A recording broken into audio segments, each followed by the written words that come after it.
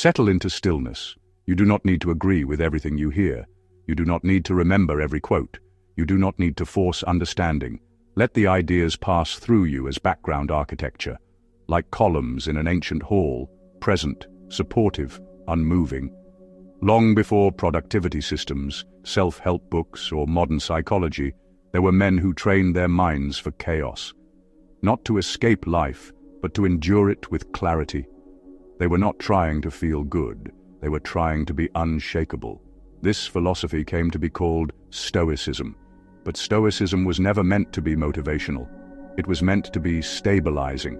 It was designed for soldiers, for statesmen, for slaves, for emperors, for anyone living under pressure. Epictetus was born a slave. Not metaphorically, not symbolically, a literal slave. He owned nothing. He controlled nothing. His body could be punished, his freedom revoked. And yet, he would become one of the most influential Stoic teachers in history. He began with a simple distinction, a distinction so powerful that entire lives change once it is truly understood. Some things are in our control and others are not. This is not a suggestion. It is a line drawn through reality. Your opinions, your judgments, your intentions, your effort. These belong to you, your reputation. Other people's behavior, the outcome of events, the past, these do not. Most suffering comes not from pain, but from confusing these two categories. The Stoic does not deny hardship, he denies mental chaos. Marcus Aurelius ruled the most powerful empire on earth. Yet he wrote his thoughts privately, never intending them for publication.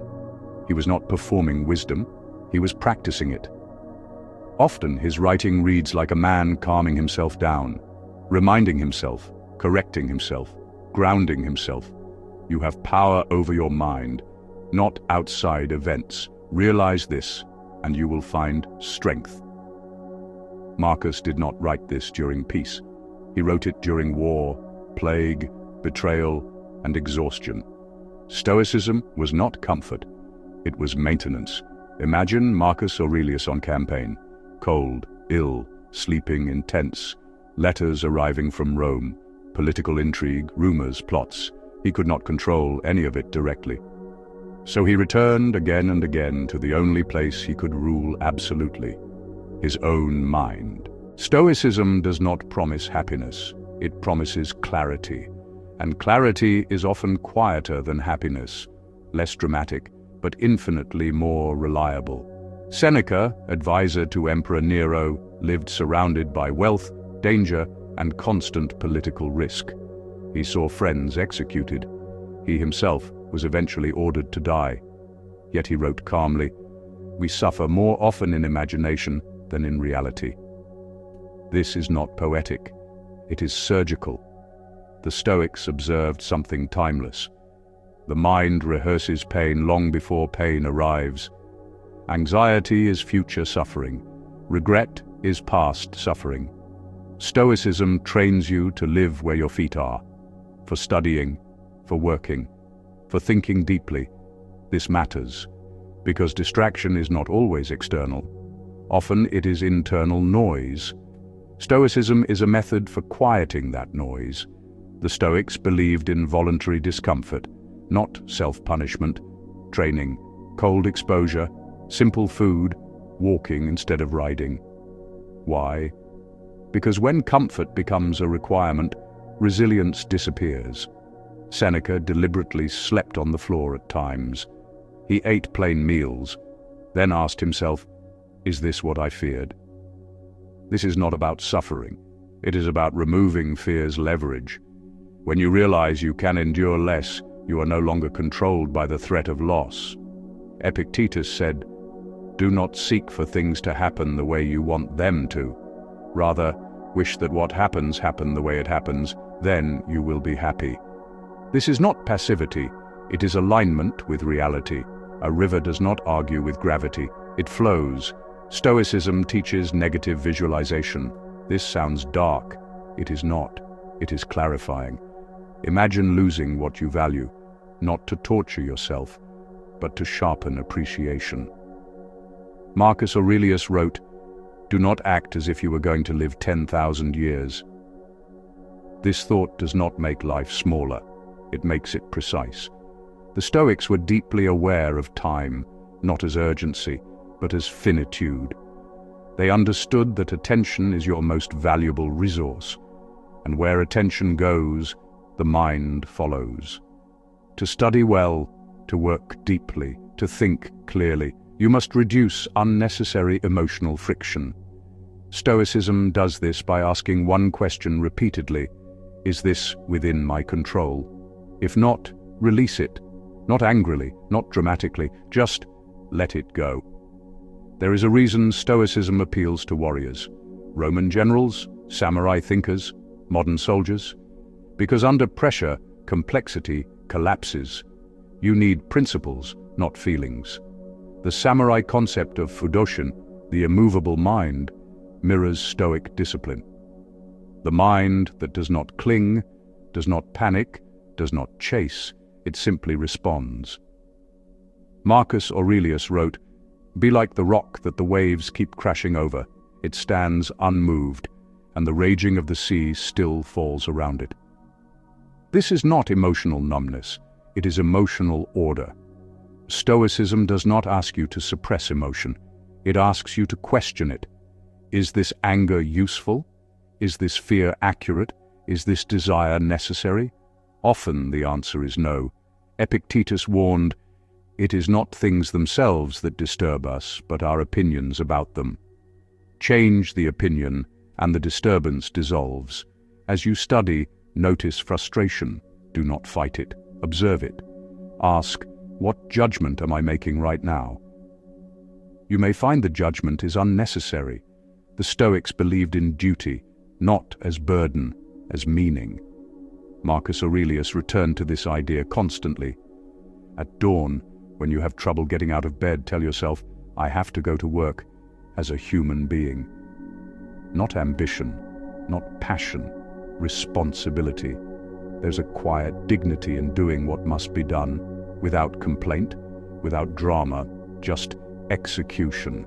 Seneca wrote letters reminding his friends that wealth, status, and applause were unstable currencies. What remains? Character, conduct, composure. Stoicism teaches you to be internally validated. You do not need constant reassurance. You do not need external approval. Your standards are internal. This is freedom. As time passes, you may notice the repetition. This is intentional. Stoicism is not novelty-based. It is practice-based. The same truths revisited until they become instinct. And this is only the beginning. We have not yet walked with Cato. We have not yet sat with Rufus. We have not yet explored grief, fate, love, anger, silence, power, or death in full. We will, slowly, deliberately, without rush. For now, return to your work. Let these ideas sit behind your thoughts like a steady horizon. Unmoving, calm, present. The Stoics understood something modern life often forgets. A calm mind is not accidental. It is trained, not through force, through repetition, through returning again and again to what matters. Consider Musonius Rufus, teacher of Epictetus. He taught that philosophy was not something you discussed, it was something you lived. He believed philosophy should show up in how you eat, how you walk, how you respond when insulted, how you behave when no one is watching. He asked his students, "What good is logic if it does not make you braver? What use is theory if it does not steady the soul?" This is important as you study. Knowledge alone does not create clarity. Application does. Stoicism is not information, it is formation. Epictetus warned his students not to confuse reading philosophy with practicing it. Don't explain your philosophy, embody it. The Stoic was not meant to sound wise, he was meant to be reliable under pressure. Imagine the ancient Stoic classroom, no PowerPoint, no notes, just discussion, challenge, silence. Students were asked to defend their reactions. Why did that insult upset you? Why did that delay anger you? Why do you crave praise? Every emotional reaction was treated as a diagnostic tool. Stoicism turns emotion into information. Not something to obey, something to study. Marcus Aurelius wrote often about anger, not because he lacked power, but because power amplifies consequences. An emperor's anger is not private, it ripples outward. So he reminded himself, how much more grievous are the consequences of anger than the causes of it? Anger promises strength, but it often weakens judgment. As you work, notice impatience. It often signals a hidden demand. This should be easier. This should be faster. This shouldn't be happening.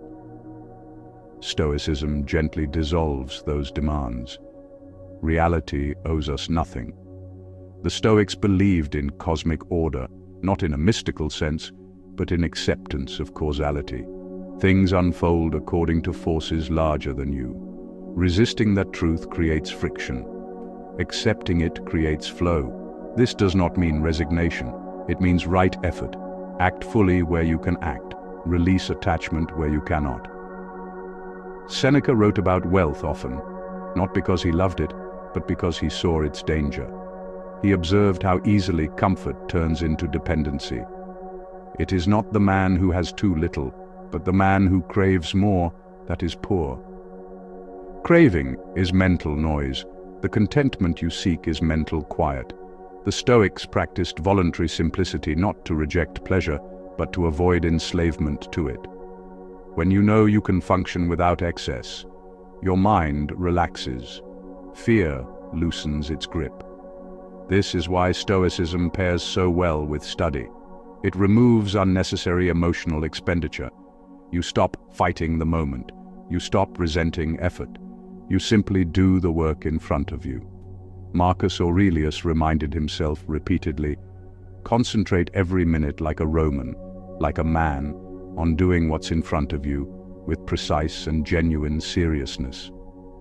Notice the word minute, not lifetime, not future success. The current minute. Stoicism is profoundly present-focused. Regret and anxiety are treated as distractions from duty, not sins. Distractions. The Stoics were also deeply realistic about other people. They did not expect kindness from everyone. They expected humanity, flawed, conflicted, inconsistent.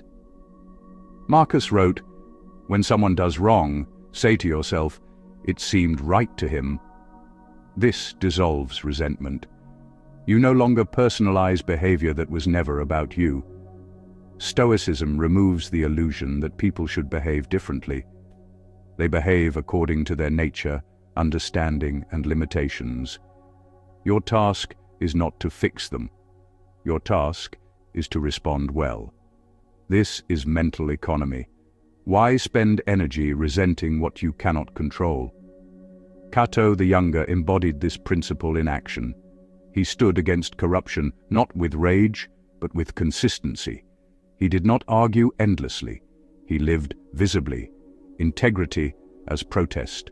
Stoicism respects quiet strength, not dominance, not display, consistency. There is a reason Stoicism appeals to those who feel overwhelmed by modern noise. It strips life back to essentials. What is required of me now? Nothing more, nothing less. Epictetus warned against over-identification with roles: student, worker, leader, victim. These are functions, not identities. Your identity is your capacity to choose well. This matters deeply in study. You are not your performance, you are not your grades, you are not your output. You are the one doing the work. Detach from outcome, attach to effort. The Stoics understood fatigue. They did not glorify burnout. They emphasized sustainability.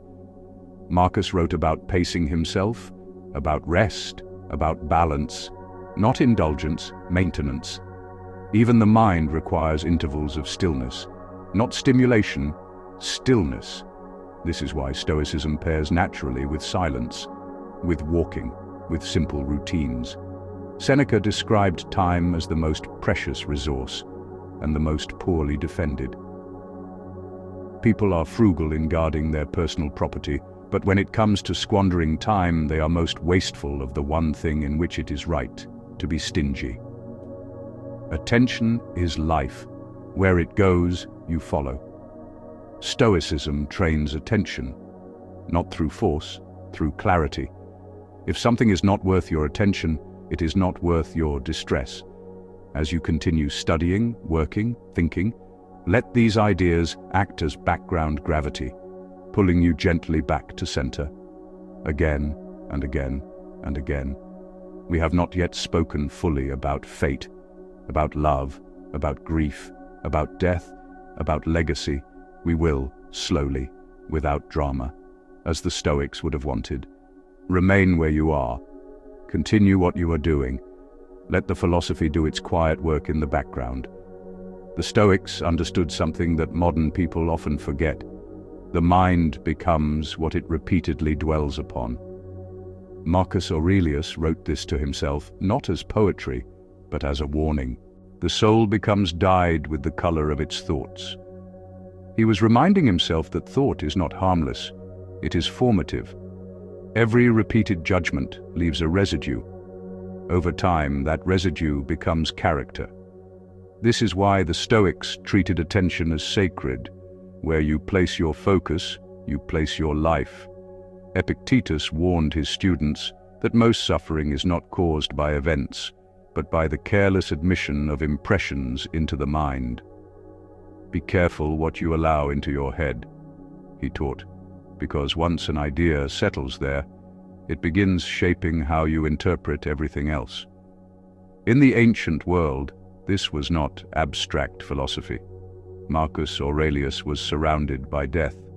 Plagues swept through Rome. Entire legions vanished. Trusted generals betrayed him. Letters arrived daily with bad news. And yet, instead of letting despair consume him, he practiced mental filtration. He trained himself to pause between stimulus and judgment. When something troubling happened, he would ask, "Is this within my control? Is this a matter of opinion or a matter of fact? Is this something that can harm my character or merely my comfort?" These questions were not intellectual exercises, they were survival mechanisms. Seneca echoed this same discipline centuries earlier when he wrote, "We suffer more often in imagination than in reality." He understood that anticipation multiplies pain. Anxiety rehearses suffering before it ever arrives. The Stoic response was not denial, but containment. Do not allow the future to invade the present uninvited. There is a quiet strength in refusing to catastrophize, a kind of inner stillness that emerges when the mind stops racing ahead. This is why Stoicism pairs so naturally with silence, not just silence of speech, but silence of mental noise. Marcus often reminded himself that he did not need to comment on everything. You always own the option of having no opinion. That sentence alone dismantles modern mental exhaustion. So much stress comes not from what happens, but from the constant need to react, judge, comment, and position oneself. The Stoic learns restraint, not repression, but economy. Speak less, think less, judge less, preserve energy.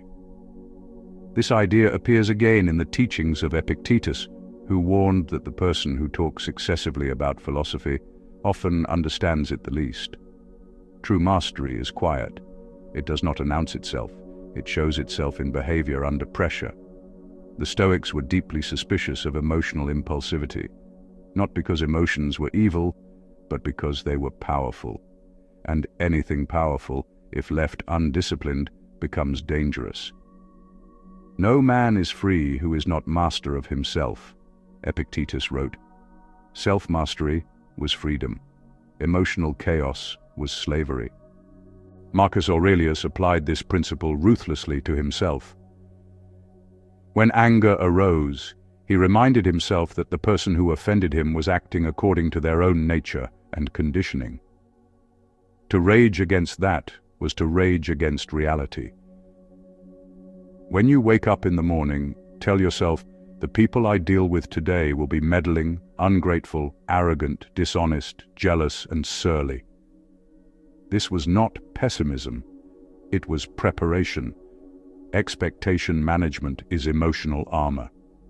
When you stop expecting people to behave ideally, you stop being shocked when they don't. And when you stop being shocked, you stop being destabilized. This acceptance did not make Marcus passive. It made him precise. He acted firmly when needed, but without emotional excess. This is one of Stoicism's most misunderstood traits. Calm is not weakness. Detachment is not indifference. The Stoic still acts, just without inner turbulence. This same idea appears in the samurai concept of fudoshin, the immovable mind, a mind that remains steady whether facing victory or defeat. Though separated by geography and culture, Stoicism and Bushido converge on this truth. Emotional regulation is a form of power. Power, however, is something the Stoics treated with extreme caution. Marcus Aurelius ruled the most powerful empire in the world, yet constantly reminded himself that power corrupts judgment if left unchecked. Do not act as if you were going to live 10,000 years, he warned himself. Mortality was his anchor. By remembering death, he remembered proportion. Fame shrinks, insults fade, glory dissolves. What remains is conduct. This is why memento mori was not morbid, it was clarifying. Seneca expanded on this when he wrote that men cling to life not because it is good, but because they fear losing what they know. The Stoic response was radical honesty. Life is uncertain, fragile, and fleeting, so act accordingly. Waste nothing, especially not your mind. Another recurring Stoic discipline was voluntary discomfort. Marcus slept on the ground at times. Seneca practiced poverty. Epictetus, once a slave, reminded his students that comfort breeds fragility. Set aside a certain number of days, Seneca advised, during which you shall be content with the scantiest food and cheapest clothes. This was not self-punishment, it was inoculation. By choosing discomfort on your own terms, you remove its power to shock you later. You train the nervous system to remain calm when things are stripped away. This practice has profound psychological effects. It teaches the mind that it can endure far more than it thinks. It weakens fear. And fear, more than any external enemy, is what destabilizes judgment. The Stoics were deeply aware of this. Fear clouds reason. Desire clouds reason. Excessive pleasure clouds reason. This is why moderation was not moralism, it was strategy. Marcus wrote, "Very little is needed to make a happy life. It is all within yourself, in your way of thinking." That sentence alone undermines entire industries built on external validation and consumption. When you realize that peace is internal, you become harder to manipulate. You stop being reactive to praise and insult alike. You become centered. And this is where Stoicism becomes dangerous, in the best possible way. A person who is emotionally self-contained cannot be easily controlled. They are not desperate. They are not dependent. They are not constantly seeking approval. This independence is why Stoic figures were both respected and feared. Cato the Younger stood unmoved in the face of Caesar's rise, refusing compromise not out of pride but principle. Even his enemies admired his consistency. Consistency was sacred to the Stoics. To be the same person in private as in public, to act according to values regardless of outcome. If it is not right, do not do it. If it is not true, do not say it. Marcus repeated this to himself like a vow. There is a quiet relief that comes from living this way. No need to perform, no need to pretend, no need to chase identity. You simply act correctly, moment by moment. And when mistakes happen, as they inevitably do, the Stoic does not spiral into self-hatred. Marcus reminded himself that error is part of being human. What matters is correction, not condemnation. "Do not be ashamed of help," he wrote. Growth was continuous, not perfectionistic. This gentle discipline is often overlooked. Stoicism is firm, but not cruel, demanding, but not dehumanizing. It recognizes human limits while still calling for excellence. As the hours pass and the mind settles, this philosophy begins to work quietly in the background. Thoughts slow, reactions soften, perspective widens. You realize that most things you once considered urgent are merely loud. Most problems are temporary, most fears are exaggerated, and gradually, almost imperceptibly, the mind becomes more spacious, calmer, more deliberate. The Stoics believed that fate was not something to be fought, but something to be understood, not embraced passively, but cooperated with intelligently. This idea is often misunderstood as resignation. In truth, it was strategic alignment. "Do not seek for events to happen as you wish," Epictetus taught, "but wish for events to happen as they do happen, and your life will go well." This was not weakness, it was clarity. To fight reality is to exhaust yourself against something immovable. The Stoic instead asks, "What role have I been given in this moment? What is demanded of me here? Not ideally, but actually." Once that question is answered, resistance fades, and action becomes cleaner. Marcus Aurelius often reminded himself that he was a part of something larger.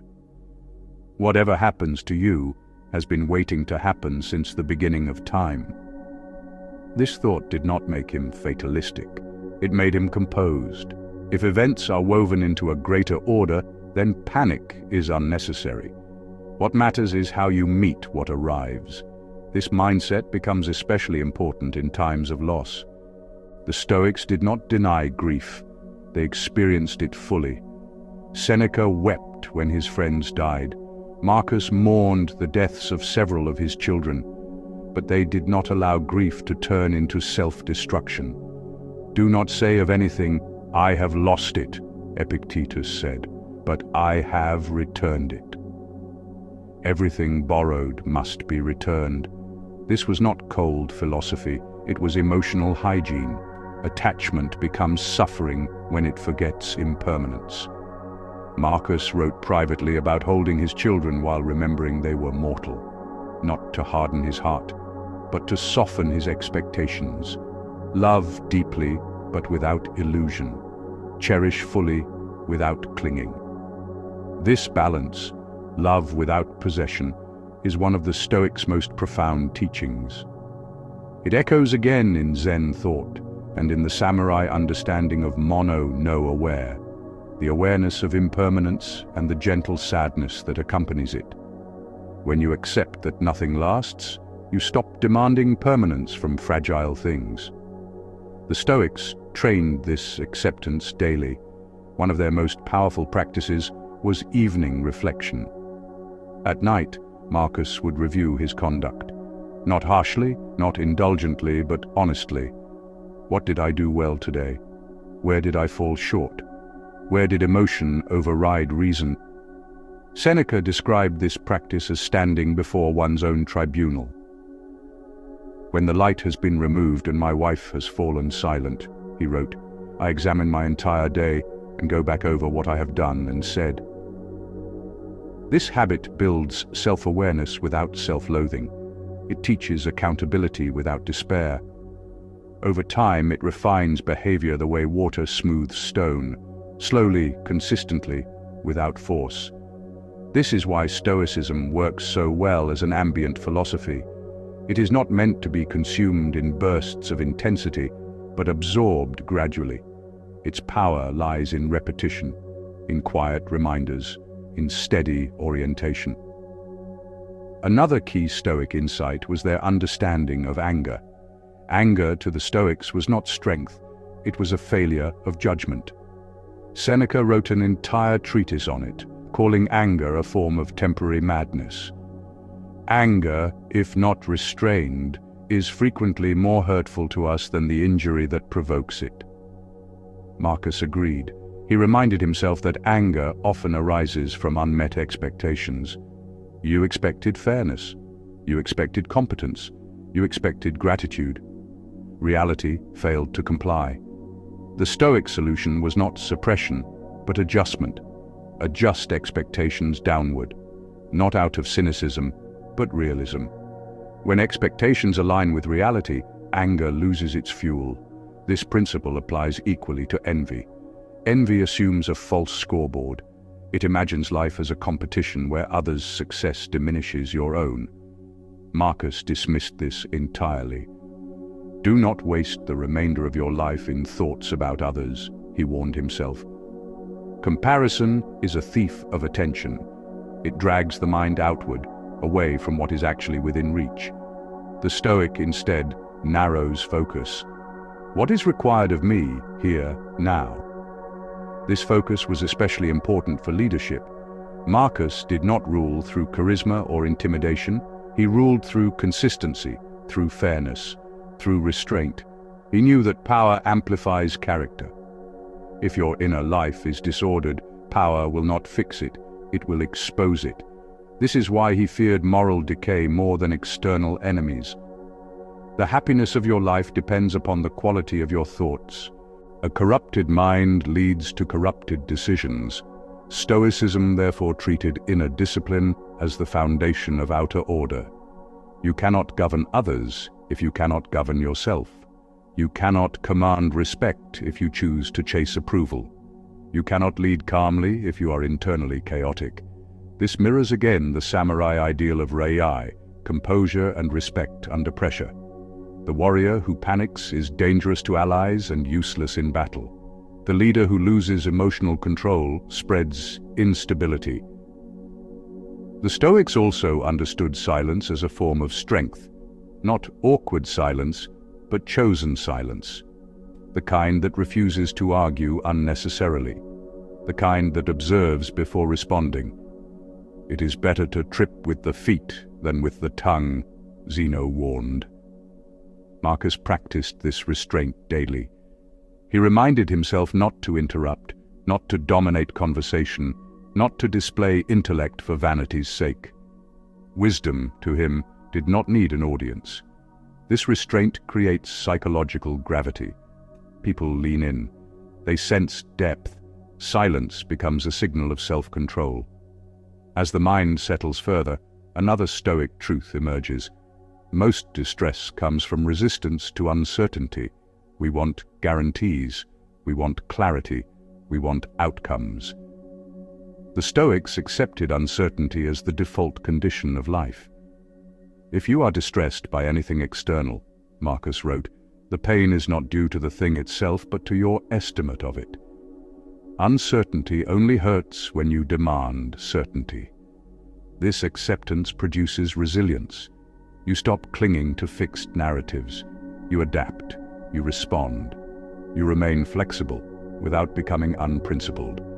Flexibility was crucial during Marcus's reign. He faced wars, floods, economic strain, and betrayal. Yet he did not become cynical. He did not harden into cruelty. He did not retreat into indulgence. Instead, he returned again and again to first principles. Act justly. Think clearly. Accept fate. Control the inner world. These were not slogans, they were anchors. And as the hours stretch on, as this philosophy continues to flow quietly in the background, something subtle happens. The mind stops chasing stimulation. It stops craving constant novelty. It begins to rest in steadiness. This steadiness is not dullness. It is readiness. The Stoics believed that the highest form of peace was preparedness, not comfort, not pleasure, preparedness. The calm that comes from knowing you can meet what arrives. Resilient. One of the most subtle Stoic teachings concerns identity. The Stoics warned against fusing the self with temporary roles: emperor, student, warrior, failure, success. These were functions, not essence. Marcus Aurelius reminded himself repeatedly that titles dissolve, reputations fade, and memories erode. Soon you will have forgotten everything. Soon everything will have forgotten you. This was not meant to produce despair. It was meant to produce freedom. When identity loosens its grip, fear loosens with it. If you are not your status, you cannot be threatened by its loss.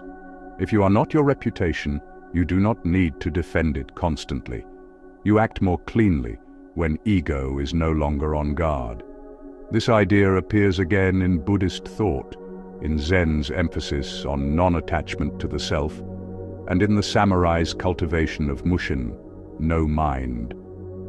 The less rigid the identity, the more fluid the response.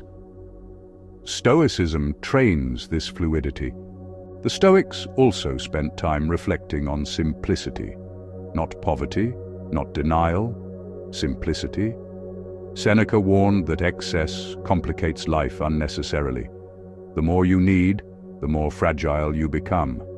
Set limits to your desires, he advised, and you will find satisfaction. A simple life reduces cognitive noise, fewer decisions, fewer comparisons, fewer anxieties. This simplicity was not aesthetic, it was functional. It conserved mental energy for what mattered.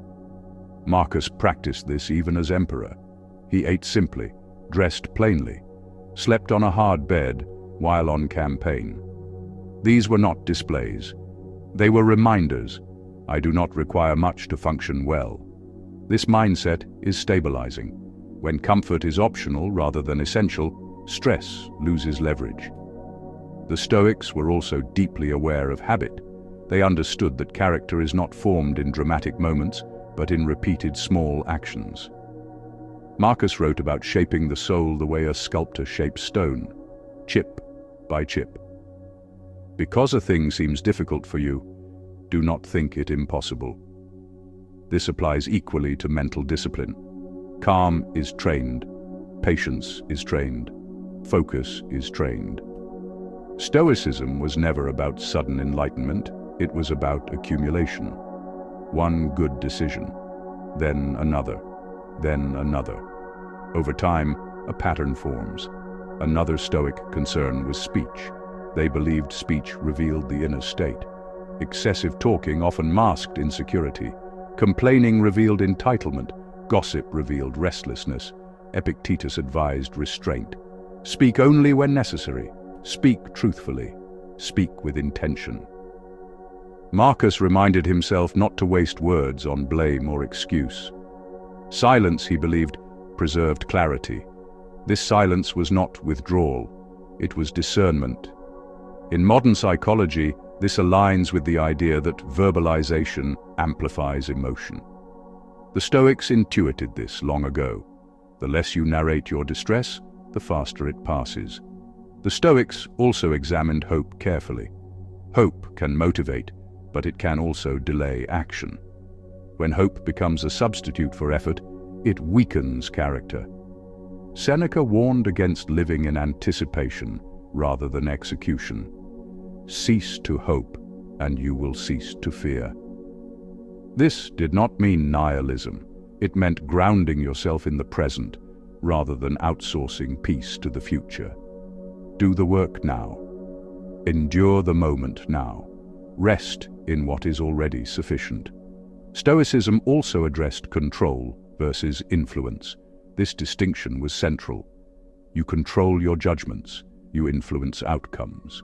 Confusing the two leads to frustration. Marcus wrote extensively about letting go of outcomes. He knew that even the most just decision could be misinterpreted. Even the best strategy could fail. His responsibility ended with right action. This clarity produces serenity. When responsibility is clearly defined, guilt dissolves. The Stoics also believed in cheerfulness, though it is rarely emphasized. Not excitement, not pleasure-seeking. Cheerfulness, a steady lightness of spirit. Seneca believed that a wise person should be pleasant to be around, calm, approachable, stable, not dour, not theatrical. This cheerfulness came from alignment.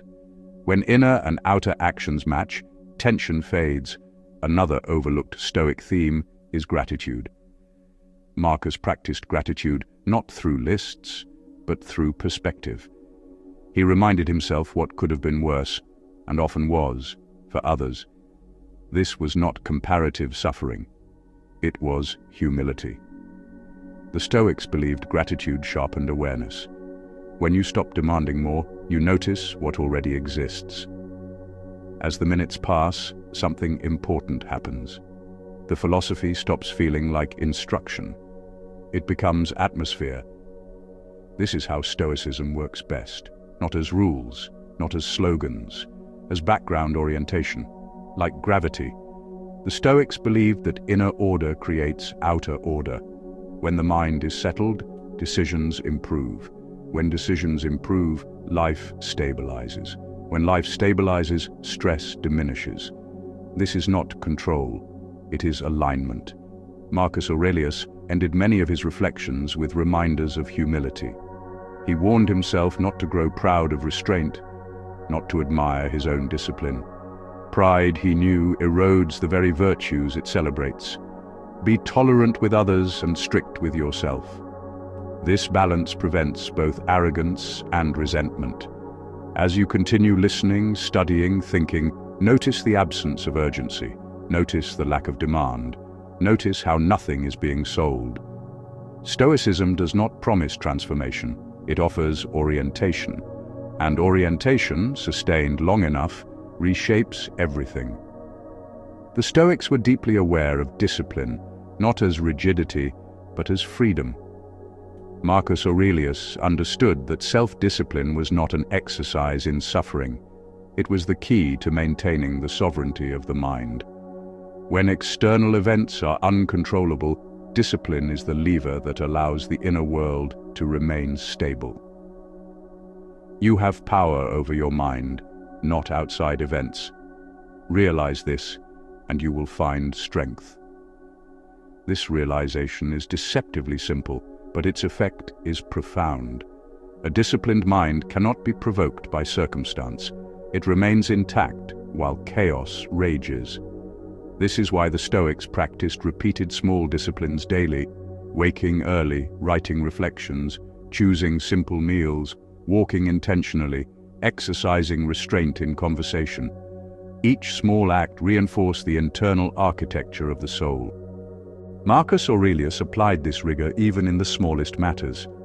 He reflected on how he should approach his meals, how he should dress, how he should treat every human interaction, even fleeting ones, with composure. Nothing was beneath philosophical consideration. Every moment was an opportunity to train the mind. The Stoics were also intimately familiar with power and its corruptive influence. Marcus, as emperor, was surrounded by sycophants and schemers. He knew that unchecked authority could easily distort judgment, dull virtue, and magnify vices. To counter this, he practiced constant self-examination, questioning whether his decisions were motivated by justice, duty, or ego. Waste no more time arguing about what a good man should be. Be one. Power without reflection is dangerous. The Stoics recognized this. Their solution was introspection, daily journaling, evening review, constant reminders of mortality and responsibility. Even surrounded by the trappings of supreme authority, Marcus aimed to remain anchored. This is a lesson for modern life as well. Prestige, influence, or material success are neutral. The measure of character lies in how you respond under their weight. Stoicism also emphasizes preparing for adversity. Marcus Aurelius spent years facing plagues, wars, betrayals, and economic collapse. His reflections were never theoretical. They were survival mechanisms for the mind. He frequently reminded himself, the impediment to action advances action. What stands in the way becomes the way. When misfortune arises, the Stoic does not panic or rebel. The obstacle itself is training.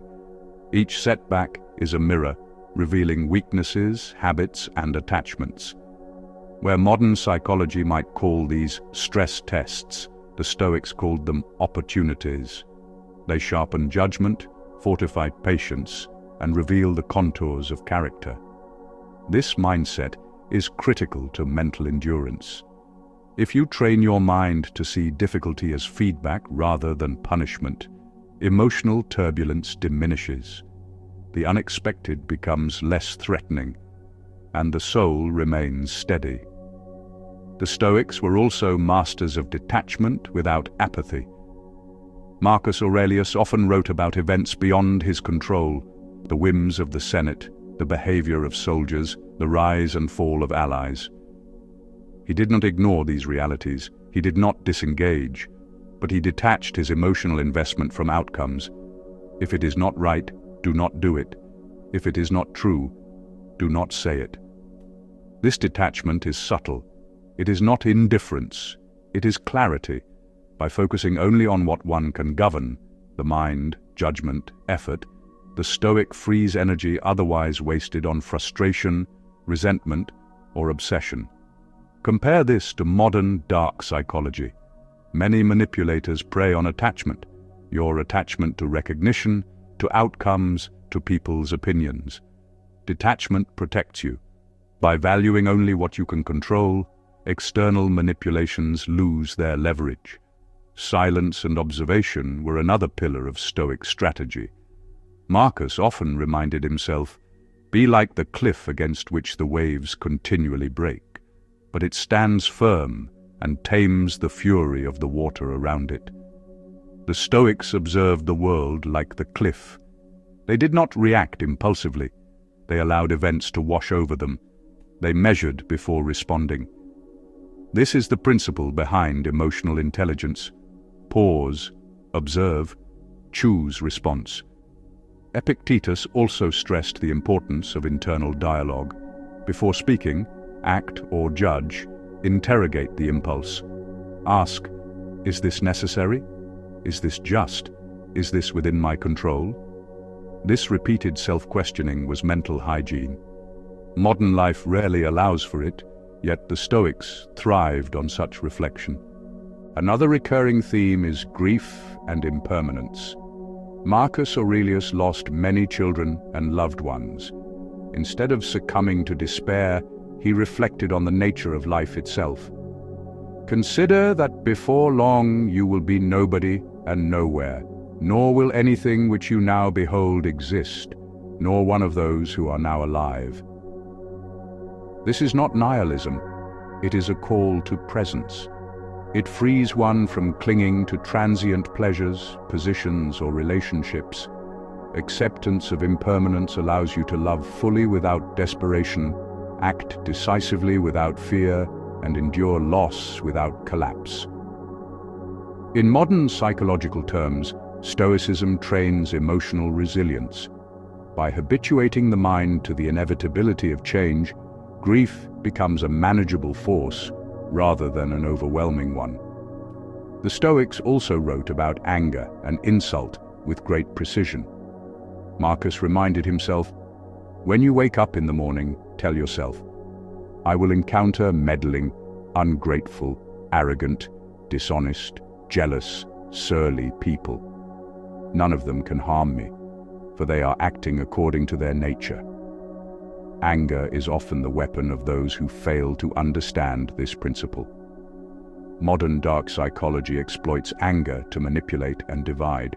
Stoicism inoculates the mind, recognizing that insult is the reflection of another's nature, not a verdict on your worth, neutralizes its power. Stoicism also addresses pleasure and desire. Marcus warned against indulgence in comfort or luxury, not to reject joy, but to prevent dependence. Very little is needed to make a happy life. It is all within yourself, in your way of thinking. The Stoic mind learns to enjoy without craving. This diminishes vulnerability to external manipulation. It strengthens focus and stability. Desire, when unchecked, produces suffering. When disciplined, it produces energy for meaningful action. Another essential element is habitual reflection. The Stoics kept journals, Marcus's meditations, Seneca's letters, Epictetus's discourses. This was not literary ambition. It was cognitive conditioning. Writing daily allows for detachment from immediate impulse, clarity of thought, and consolidation of insight. The mind becomes a mirror rather than a battlefield. Thoughts are observed, examined, and refined. This is how philosophy becomes embedded in behavior. The Stoics also cultivated cheerfulness and equanimity. Marcus warned against sourness or cynicism. Life is full of challenges, yet a mind trained in virtue can remain light without frivolity.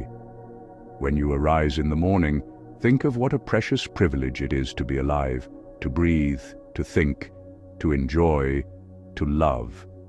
Cheerfulness in Stoicism is not naive happiness, it is grounded serenity. It allows resilience in chaos, calm in conflict, and patience in uncertainty. At this point, the mind begins to feel the cumulative effect: steady attention, calm judgment, clarity, resilience. These are not promised outcomes. They are emergent properties of consistent practice. The Stoics understood that virtue is not instantaneous. It accumulates, slowly, quietly, in repeated choices, small efforts, restrained speech, deliberate attention, and the embrace of impermanence. The Stoics placed immense value on leadership under pressure. Marcus Aurelius was emperor of Rome during one of the empire's most turbulent eras. He faced invasions, famine, plagues, and political intrigue. Yet his writings reveal that he approached leadership as a moral responsibility rather than a tool for personal gain. He reminded himself, "The impediment to action advances action. What stands in the way becomes the way." He treated obstacles not as excuses or annoyances, but as opportunities to exercise virtue.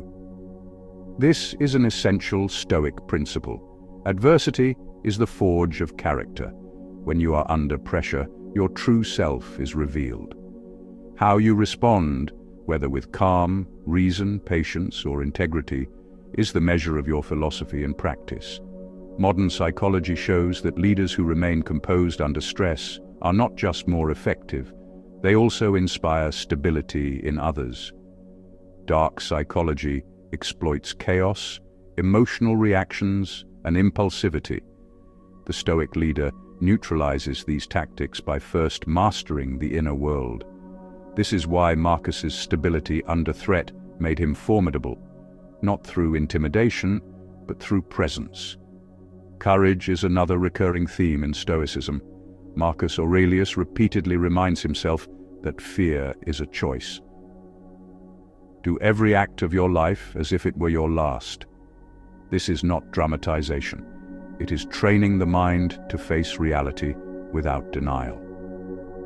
Courage, in the Stoic sense, is not bravado. It is the ability to act rightly despite fear, uncertainty, or discomfort. Physical danger may be obvious in a soldier or gladiator's life, but mental dangers, betrayal, loss, disappointment, require the same courage. Consider the example of Epictetus, a former slave who endured abuse and deprivation. He taught that freedom is internal. No chains can bind a mind that governs itself. Courage, therefore, is the willingness to maintain integrity when the world seems aligned against you. Anger, envy, and resentment were treated as poison. Marcus Aurelius wrote extensively about these emotions, often reminding himself that other people act according to their nature, conditioned by ignorance, habit, and circumstance. Whenever someone does wrong, it is because they are weak and ignorant. Pity them rather than hate them. Anger is seductive. It feels righteous. It feels empowering.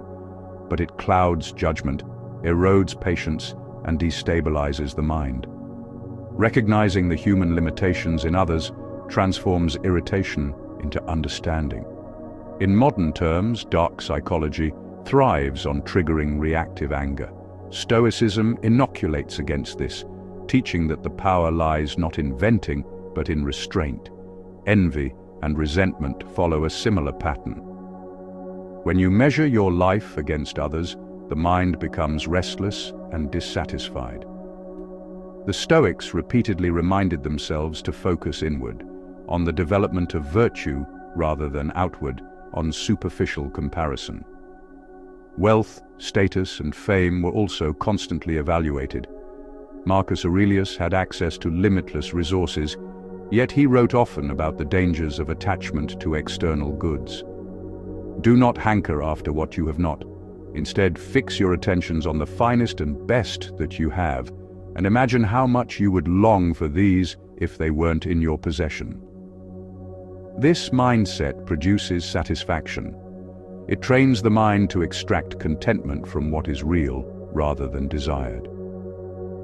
In modern life, the constant bombardment of media, social comparison, and marketing creates false scarcity. The Stoics' discipline of focusing on what is present and meaningful prevents the mind from being manipulated by this artificial scarcity. Silence, solitude, and meditation were practical tools in their philosophy. Marcus Aurelius often wrote while alone in his tent during campaigns or in quiet chambers within the palace. He observed the world, noted the impermanence of all things, and trained his mind in reflection. Nowhere can a man find a quieter or more untroubled spot than within himself. Silence was not passive, it was preparation. Reflection sharpened judgment, prevented rash reactions, and allowed insight to emerge naturally. Solitude creates space for the mind to recover and observe itself. Modern distractions constantly intrude on this space, but the Stoics knew that discipline over attention is foundational to mental resilience. Another powerful theme is discipline without obsession. The Stoics often warn against striving for perfection, which produces anxiety and rigidity. Marcus wrote, "Perfection of character is this, to live each day as if it were your last, without frenzy, without apathy, without pretense." Discipline is a tool, not a weapon against oneself. The aim is mastery over impulses and alignment with virtue, not self-punishment. Over time, the repeated application of small, disciplined acts, mindful speech, measured reaction, deliberate thought, creates an effortless calm. Endurance and patience are threads running through all Stoic thought. Marcus faced campaigns that lasted years, plagues that devastated populations, and betrayals that cut deep. Yet he continually reminded himself that life's difficulties are tests of the soul, not signs of personal failure. Receive without pride, let go without attachment. Patience is thus not passive waiting. It is active endurance, combined with reflection and alignment. The Stoic accepts what cannot be changed while acting decisively where influence exists. Desire and restraint were continuously explored. Marcus advised moderation in all things. Pleasure, comfort, and success were to be appreciated, not craved. Excess binds the mind, creating vulnerability to both internal agitation and external manipulation. If you are pained by any external thing, it is not this thing that disturbs you, but your own judgment about it, and it is in your power to wipe out this judgment now. This is cognitive liberation. Desire is recalibrated, allowing the mind to remain calm while the body engages fully with life. The modern equivalent is emotional regulation. You learn to separate craving from need, impulse from insight. Identity and impermanence are continually reinforced. Marcus reminded himself daily, "Everything we hear is an opinion, not a fact. Everything we see is a perspective, not the truth. Keep this in mind." Identity is malleable, life is transient. Anchoring oneself in virtue rather than external labels provides stability. Loss, insult, or failure no longer destabilizes, because inner judgment becomes the constant, not circumstance. Legacy and service were also central. Marcus wrote not just for himself, but for humanity through his reflections. His journal was a personal tool, but it also became a gift to posterity. His perspective on service is deeply Stoic. Act rightly, contribute positively, but do not expect recognition. Waste no more time arguing about what a good man should be. Be one. Service without attachment, action without ego, is freedom. It's also quiet power, the ability to influence without needing applause. As we continue ambient listening, notice how these threads begin to interweave. Discipline, reflection, patience, detachment, courage, and acceptance are not separate skills. They are aspects of a single integrated mind. Over hours, repeated exposure, and daily application, these patterns embed themselves like neural pathways, shaping perception, response, and judgment. Anger, envy, and moral temptations. Marcus Aurelius faced immense provocation in his life. Soldiers argued, senators schemed, families betrayed one another, yet he constantly reminded himself, anger is a decision, not a reflex. How much more grievous are the consequences of anger than the causes of it? Anger clouds perception. It makes small slights feel enormous. It distorts judgment. The emperor's solution was daily self-reminder. Those who harm are driven by ignorance, fear, or weakness. Punish not in reaction. Act with discernment. Epictetus echoed this: no man is free who is not master of himself. This self-mastery extends to envy as well. Marcus observed the fates of men who rose in power through cunning or inheritance. Some envied them, others admired them. Marcus trained himself to neither envy nor idealize. He measured virtue, not fortune. Envy is a mind trap. It distracts from the cultivation of character, which is the only true possession. Moral temptations too, luxury, excess, pleasure, or prestige, were constantly present. Marcus used reminders of impermanence to neutralize them. Even as emperor, he lived simply in private, slept on a hard bed while traveling, and avoided indulgence. Temptation was inevitable, but the mind could remain sovereign. Be not perturbed, for all things are according to nature and in a cycle. This is the first key to resilience.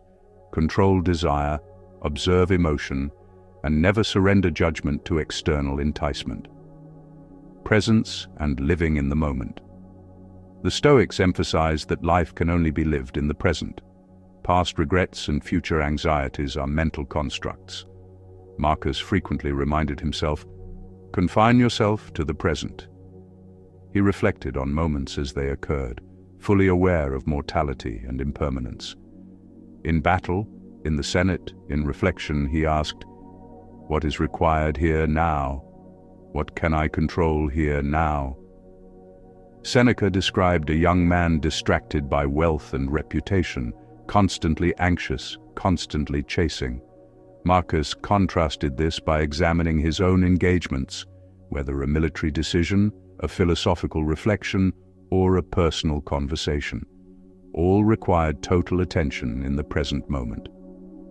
Modern psychology confirms this principle. Mindfulness, being fully present, reduces stress, improves decision-making, and strengthens emotional resilience.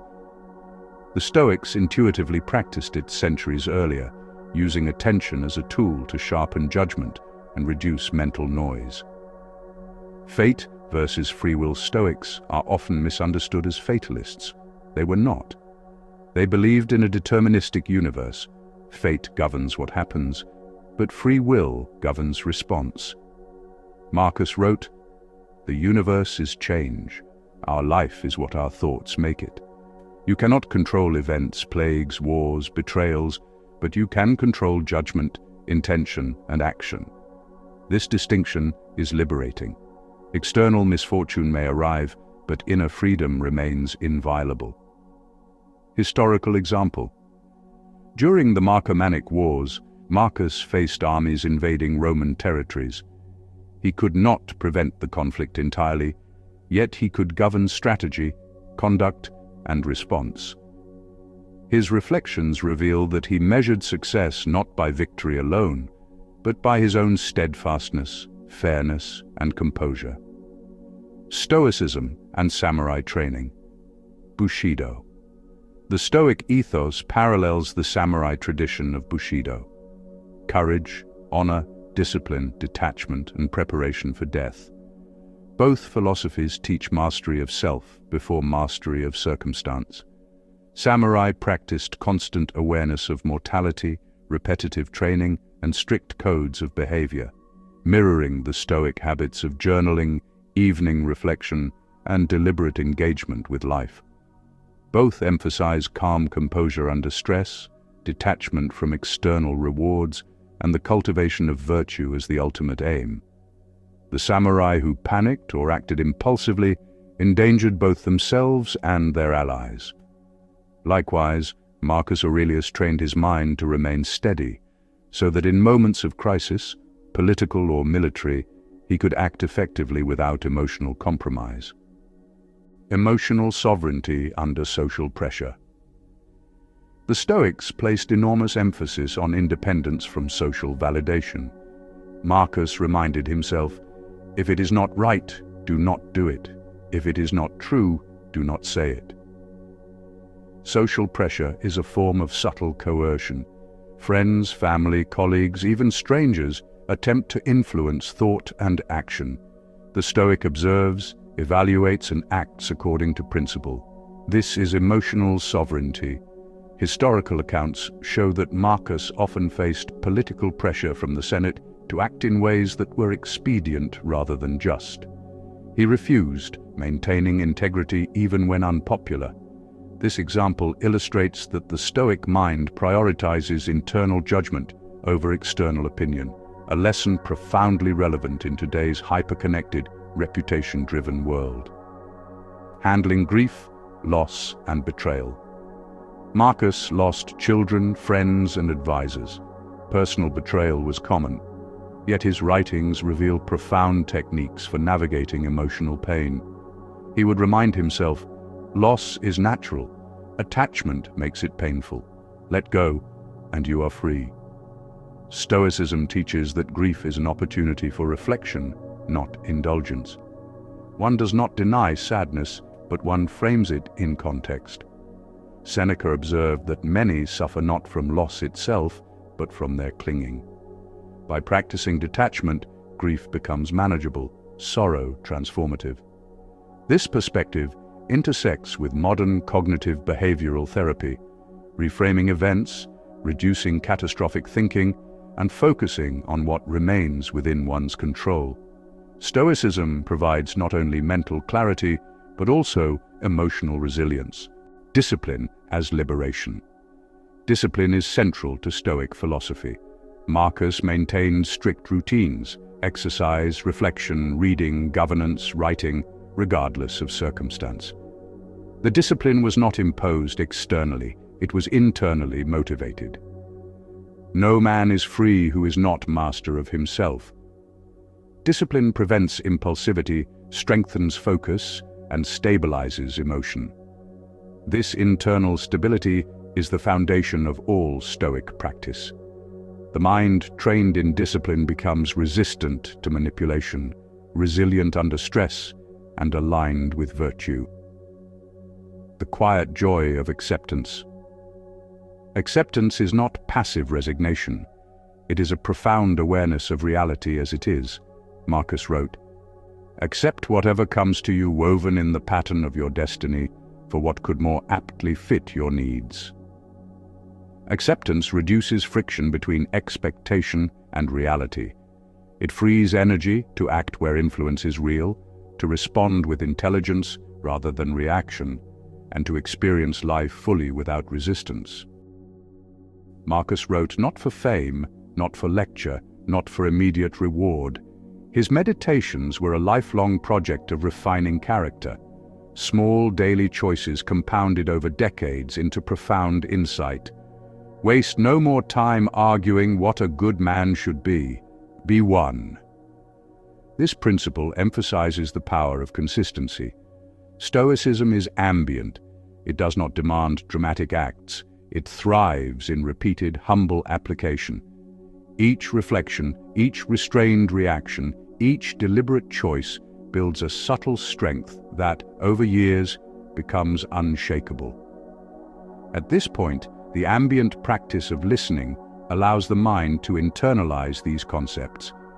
Each principle, detachment, courage, discipline, presence, reflection, restraint, acceptance, is layered upon the previous, creating a subtle but deep architecture of thought. Marcus Aurelius understood that courage manifests in more than the battlefield. Physical courage is visible, charging into war, enduring pain, but moral courage, the courage to act rightly despite fear, doubt, or social pressure, defines the true character of a human being. He faced decisions daily that tested this kind of bravery. Whether forgiving corrupt officials or choosing justice over expediency, Marcus measured each act not by its immediate consequences, but by its alignment with virtue. He constantly reminded himself to let the mind be drawn to that which is right, and to fear nothing else. In a world where impulses and chaos often tempt us toward rashness, his example illustrates that the deepest courage is internal, unseen, and persistent. Today, moral courage can take the form of standing for truth in conversations, refusing to succumb to manipulation, or making principled choices in environments dominated by pressure and expectation. Fame and public perception were omnipresent in Marcus's life. Every decision, every decree, and every expression was scrutinized, criticized, and sometimes misinterpreted. Yet he learned to separate the judgments of others from the governance of his own mind. If someone does wrong, he reminded himself, it is because of ignorance. Let them be and focus on oneself. The emperor understood that social pressure can manipulate, incite fear, or provoke reaction. By cultivating detachment, one can act with clarity and remain unwavering even when external voices clamor for conformity. In modern life, the lessons are just as relevant. Social media outrage, peer pressure, or subtle manipulation seek to bend the mind toward reactive behaviors. The Stoic mind remains anchored, valuing internal judgment above external applause or condemnation. Daily exercises were essential to Marcus's mental resilience. Each morning he prepared himself for the challenges ahead, anticipating obstruction, ingratitude, and deception, reminding himself that no external event could disturb him unless he permitted it. Each evening he reflected on his actions, examining failures, successes, and moments where virtue might have wavered. Physical discipline accompanied this mental rigor, from walks and exercise to simple living practices, all cultivating endurance and a fortified mind. Imagining potential adversities in advance allowed calm and reason to become habitual responses, a practice that anticipates modern exposure therapy or cognitive rehearsal. Desires and emotions were not to be suppressed blindly, but channeled rationally. Marcus recognized that unchecked cravings, wealth, status, pleasure, were traps, binding the mind to external volatility. By consciously regulating desire, he preserved inner clarity and cultivated a mental immunity to manipulation. When betrayal or misfortune occurred, he could observe the initial pang of anger or disappointment, but then deliberately reframe it, understanding that harm is external and judgment remains internal. This intentional regulation of thought and emotion foreshadows what modern psychology calls emotional intelligence, the capacity to respond to life rather than react reflexively. Silence, contemplation, and journaling formed the backbone of his strategy. Time alone, whether in the quiet chambers of the palace or in tents amid military campaigns, allowed the mind to reset. Journaling served as a mirror for self-reflection, an exercise in moral calibration.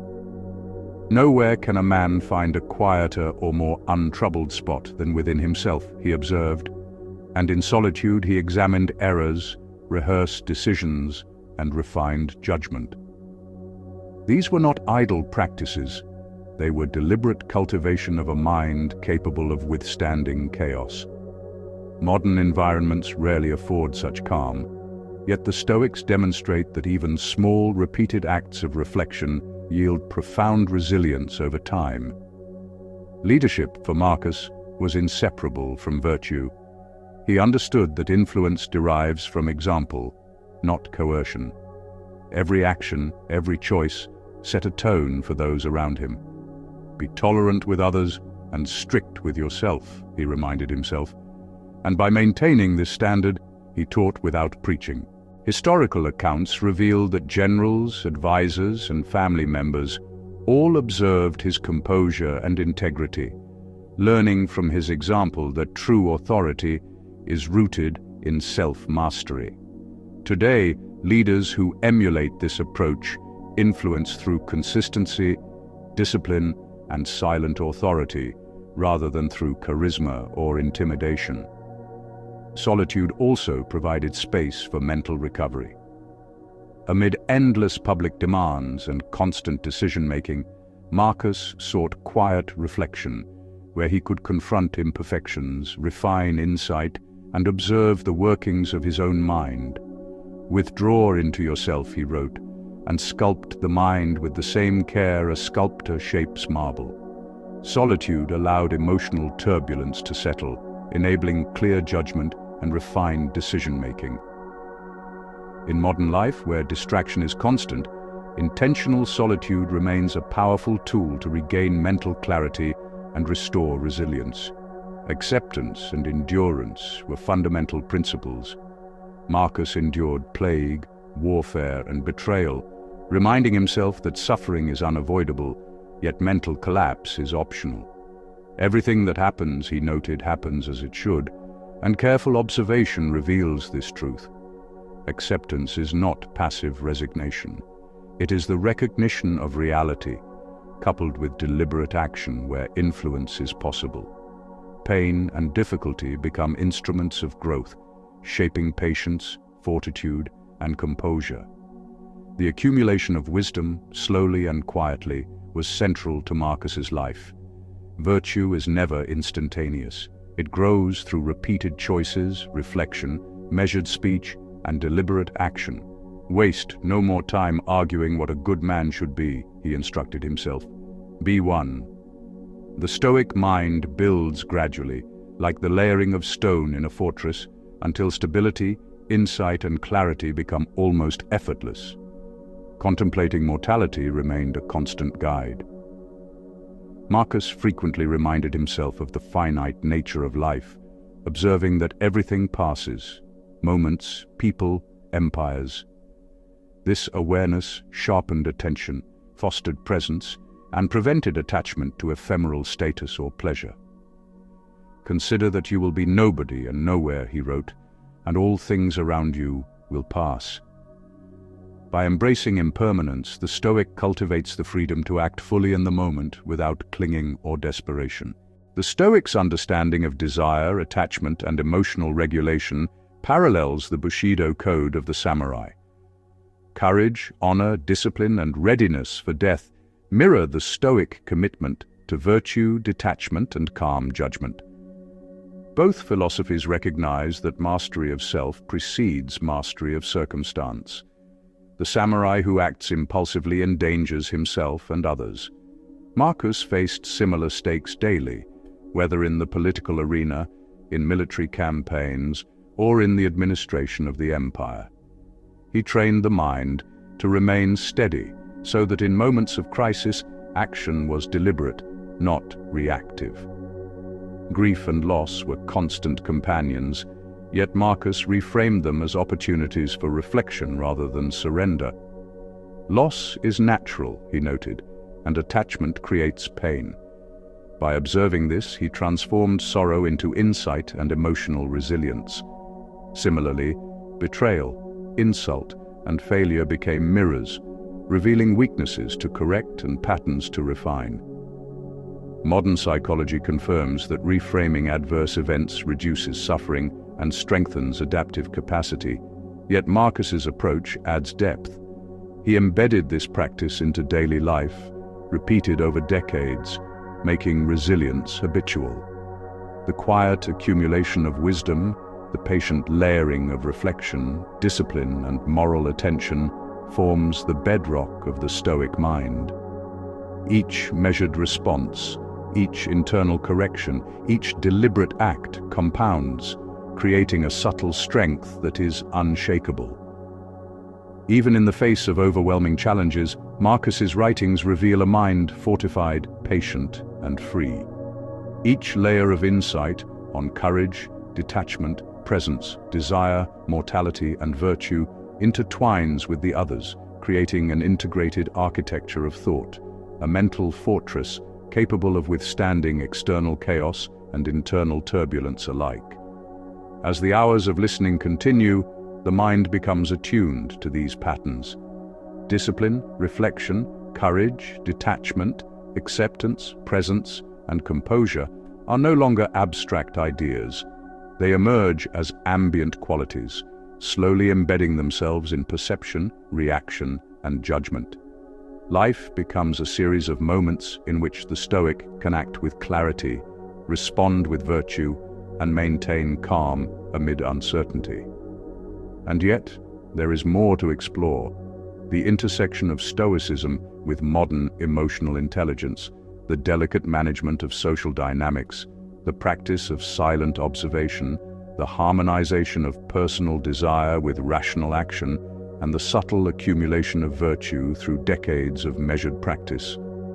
Each is an extension of the same thread Marcus Aurelius followed, the mastery of the mind as the ultimate human achievement. Epictetus, perhaps the most influential Stoic after Marcus Aurelius, began life as a slave. His circumstances could have embittered him, yet he transformed them into a rigorous training ground for the mind. He taught that freedom is not a matter of circumstance, but of choice. No man is free who is not master of himself. For Epictetus, external conditions, wealth, status, even physical liberty, were irrelevant to the cultivation of virtue. Slavery or servitude could not touch a mind trained in self-governance. In modern terms, this translates into emotional sovereignty. No matter the environment, the disciplined mind maintains composure, clarity, and agency. Dark psychology often preys on dependency and submission, but Epictetus demonstrates that true freedom comes from internal mastery.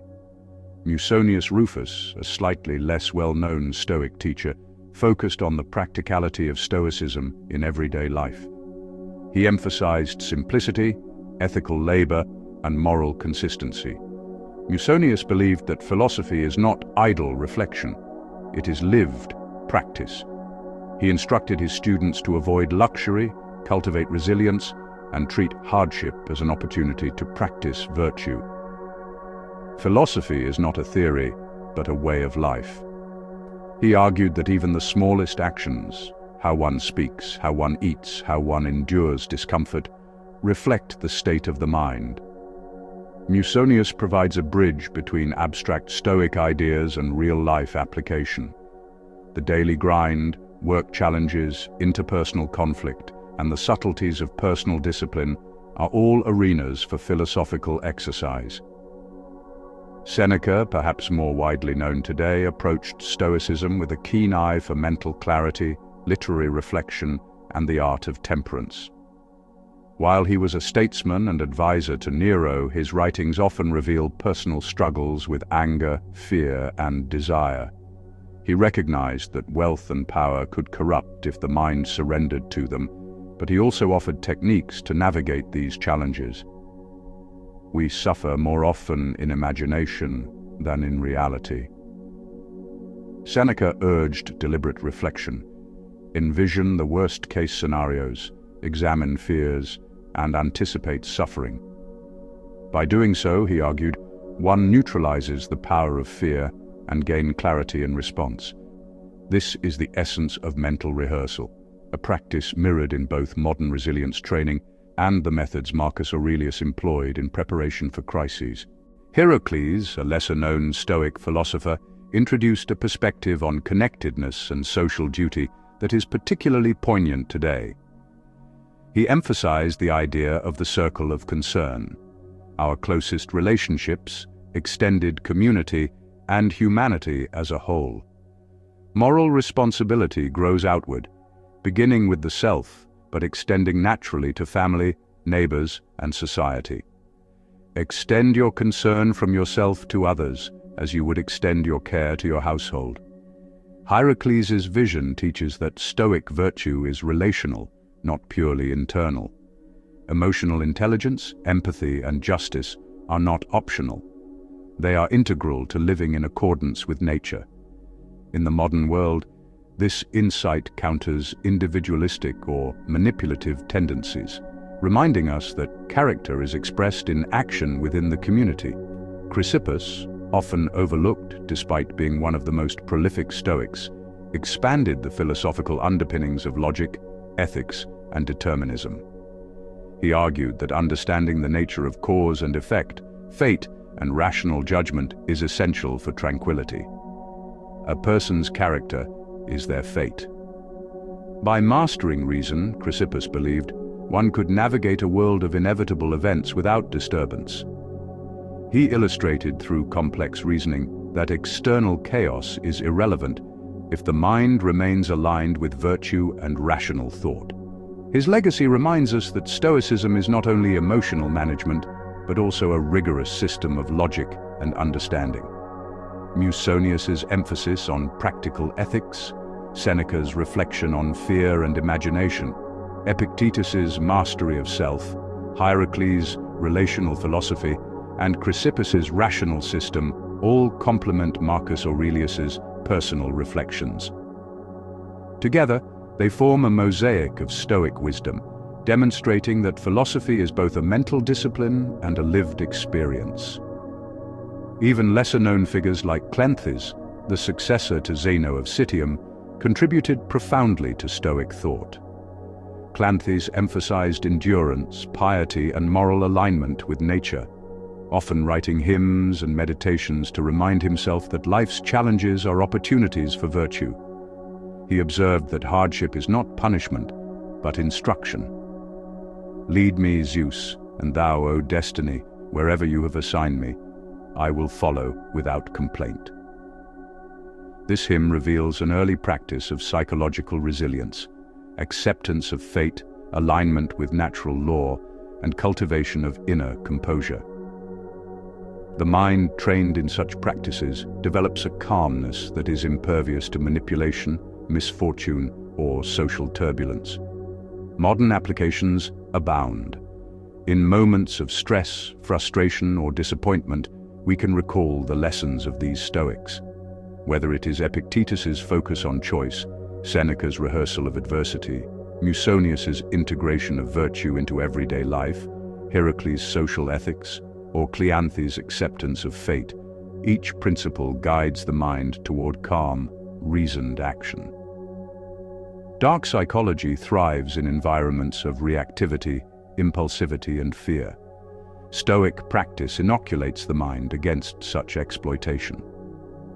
By weaving together these voices, we create a tapestry of ambient wisdom. The listener begins to perceive Stoicism not as a single perspective, but as a chorus of reasoned guidance. Each philosopher offers complementary insight. Some emphasize mental mastery, others ethical practice, others the logic of causality, others relational responsibility. Taken together, the effect is cumulative. The mind gradually absorbs principles of patience, reflection, clarity, composure, and virtue, forming a subtle, enduring framework for living.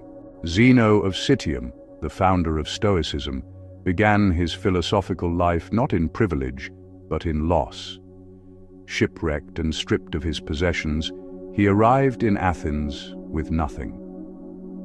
Instead of despair, this moment became the beginning of a discipline that would influence emperors, slaves, soldiers, and scholars for centuries. Zeno understood early that external security is fragile, and that stability must be constructed internally. He taught that living in agreement with nature meant aligning reason with reality, not wishing life were different, but seeing clearly what it is. This idea that adversity initiates wisdom appears again and again across Stoic history.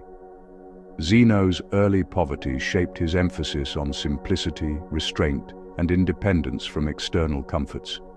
He lived frugally, spoke carefully, and cultivated emotional steadiness not as an abstract virtue, but as survival training for the mind. From this foundation, Stoicism emerged not as a luxury philosophy, but as a discipline forged in instability. Cleanthes, Zeno's successor, deepened this discipline through endurance. He was known not for brilliance, but for persistence. By day, he studied philosophy. By night, he worked manual labor to survive. When mocked for his background, Cleanthes did not defend himself. He allowed his character to answer on his behalf. His life demonstrates a Stoic truth rarely discussed. Dignity grows quietly through consistency, not recognition. Cleanthes believed that hardship reveals alignment with nature. Instead of resisting fate, he practiced ascent. His famous hymn reflects a mind trained to cooperate with reality rather than fight it. This is not passivity, it is strategic acceptance. Energy wasted on resistance is energy stolen from clarity. In modern life, this lesson appears whenever frustration arises from things that cannot be changed. The Stoic response is not emotional withdrawal, but intelligent conservation of attention. Chrysippus, often described as the architect of Stoic logic, contributed a quieter but essential layer. He believed that clarity of thought was the foundation of emotional stability. Without disciplined reasoning, the mind becomes vulnerable to distortion. Chrysippus emphasized understanding cause and effect, the chain of impressions that lead from perception to emotion to action. By interrupting this chain, one regains freedom.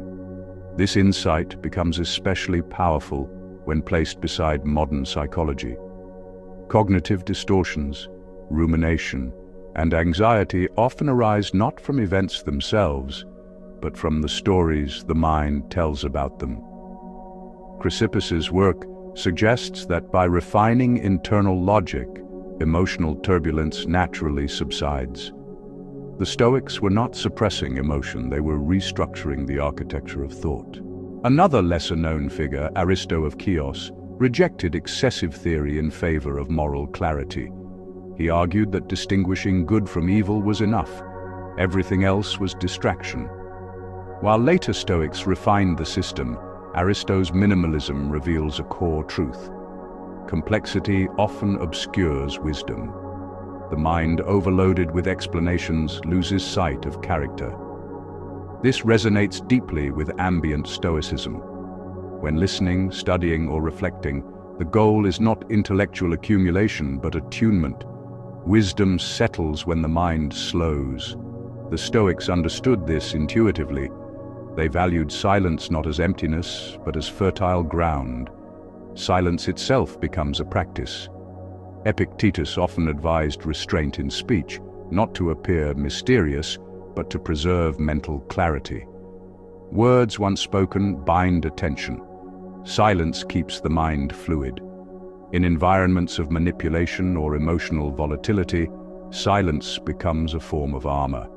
Not withdrawal, presence without leakage. Stoic silence parallels Zen practice. Zen monks speak of empty mind, not as absence of thought, but freedom from compulsion. Both traditions converge on the same principle. Mastery is the ability to choose response. Whether facing insult, chaos, or temptation, the trained mind pauses. That pause is power. The Stoics also understood time differently. Seneca wrote extensively on the illusion of scarcity. People complain of short lives, he observed, yet waste vast portions of them on anxiety, distraction, and resentment. Time, when lived attentively, expands.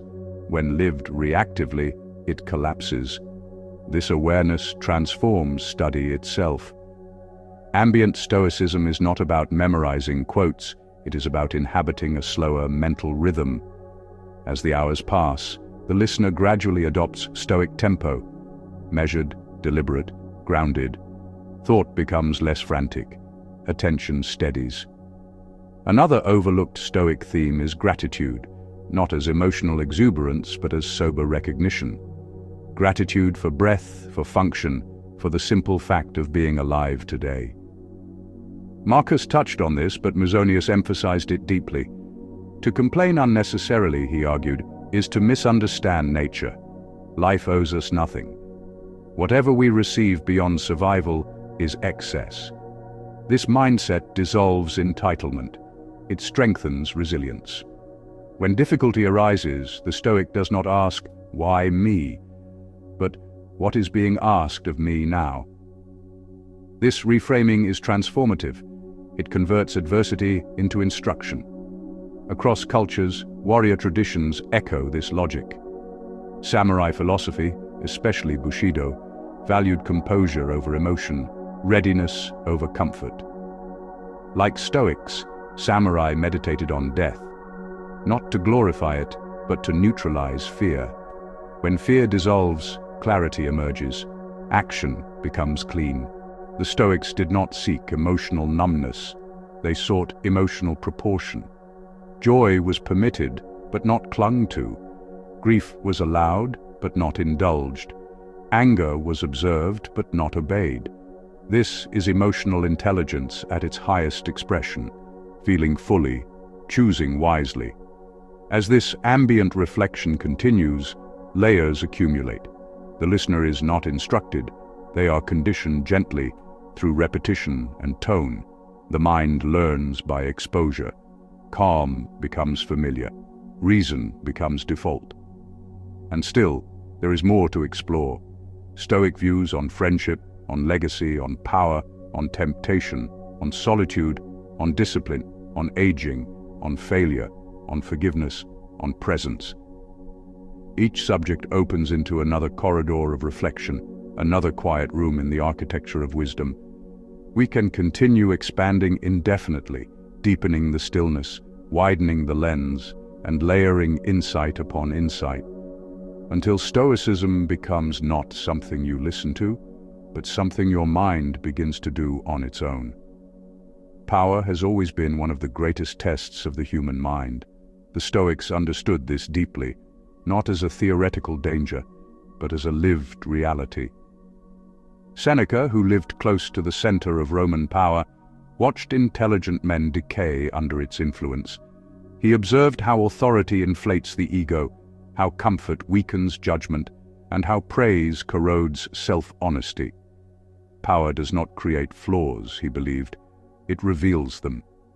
Seneca warned that the more control one has over others, the more discipline one must have over oneself. Without restraint, power becomes intoxication. It dulls perception, amplifies impulse, and encourages cruelty disguised as necessity. For this reason, Stoicism insists that mastery must always begin inward. To rule others without ruling oneself is not strength, but danger. Epictetus echoed this warning from the opposite end of society. Though born into slavery, he observed that many who considered themselves free were enslaved by appetite, pride, and fear. Power over circumstances means nothing if one is powerless over impulse. A man who cannot resist anger, lust, or validation is ruled more completely than any captive. This understanding reframes power entirely. Power is not dominance. It is not control. It is composure. The person who can pause when provoked, remain silent when tempted, and act without emotional leakage possesses a form of authority that cannot be taken away. This is why Stoics valued restraint so highly. Restraint is invisible strength. Silence plays a crucial role here. The Stoics noticed that most people betray themselves through speech. They explain too much, defend unnecessarily, react emotionally, or seek validation through words. Silence, by contrast, preserves autonomy. It prevents others from mapping your inner state. It keeps judgment intact. Epictetus advised speaking only when necessary, and even then, sparingly. Not to appear aloof, but to avoid scattering attention. Every word spoken binds the mind. Every reaction reveals position. Silence keeps options open. In social dynamics, this becomes a form of psychological armor. Calm, minimal speech creates gravity. It shifts the balance of interaction without force. This silence is not emptiness, it is observation. The Stoic listens more than he speaks, watches more than he reacts. In doing so, he sees patterns others miss. He notices tone shifts, emotional tells, contradictions between words and actions. Where others rush to respond, he remains still. Stillness reveals truth. The Stoics also understood temptation as a training ground rather than a threat. Pleasure, comfort, status, and approval were not evil in themselves, but dangerous when mistaken for necessities. Seneca deliberately practiced discomfort, cold baths, simple meals, periods of poverty by choice, not as punishment, but inoculation. By reducing dependence on comfort, the mind becomes harder to manipulate. When you need less, you fear less. When you fear less, you act more clearly. This principle appears across warrior traditions as well. Voluntary hardship sharpens judgment. It prepares the mind for involuntary difficulty. Discipline for the Stoics was never loud. It was quiet repetition.